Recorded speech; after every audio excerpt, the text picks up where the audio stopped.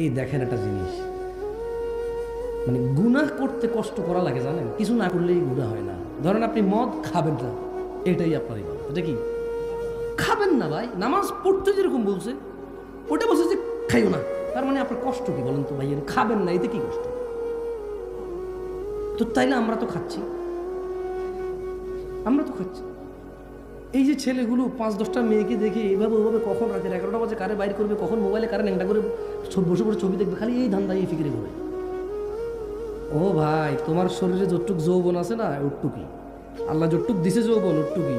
এবার কি নষ্ট আরেকজনের মেয়ের ইজ্জত নষ্ট করে ভোগা ভাগা দিয়ে ওর সাথে এই যৌবন কাটাবা, নাকি বিয়ে করে বিবাহিত স্ত্রীর সাথে কাটাবা?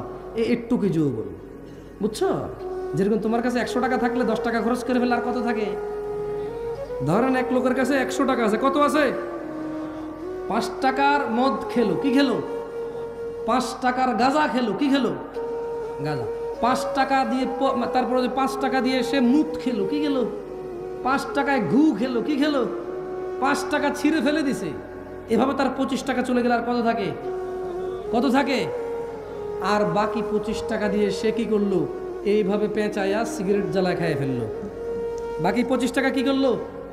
এইভাবে পেঁচায়া সিগারেট বানাইয়া এর ভিতরে সাদা পাতা জর্দা মর্দা বোমবাং দিয়া উড়াই দিল। তার কাছে আর কত থাকে? এবার যদি এই 50 টাকার নোট ভূগোল নিচে নিয়ে যদি দৌড়াদৌড়ি করে, এটা 100 টাকা হবে? বালিশের নিচে রেখা 100 হবে? হবে 100 টাকা? এমনি এমনি ঘষাঘষি করলে হবে? ছোট ভাই, যৌবনটাও তো এরকম আল্লাহ দেওয়া রিজিক। যতটুকু আল্লাহ রিজিক দিয়েছে অতটুকুই।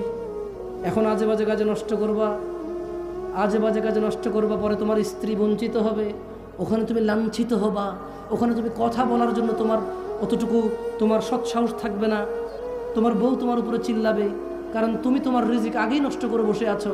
এরপরে রসুনের কুশ বগলের নিচে দিয়ে হাঁটা লাভ হবে না। বুঝে আসছে? রিজিককে সম্মান করো। এই সুস্থতা আল্লাহর দেওয়া রিজিক, এই যৌবন আল্লাহর দেওয়া মহারিজিক, এই সম্পদ আল্লাহর দেওয়া মহারিজিক, এই জ্ঞান আল্লাহর দেওয়া মহারিজিক, এই চোখ আল্লাহর দেওয়া রিজিক, এই মুখ আল্লাহর দেওয়া রিজিক, এই 2 হাত 2 পা আল্লাহর দেওয়া রিজিক, এই সুখ দুঃখের অনুভূতি আল্লাহর দেওয়া রিজিক। এগুলাকে পরোয়া করো।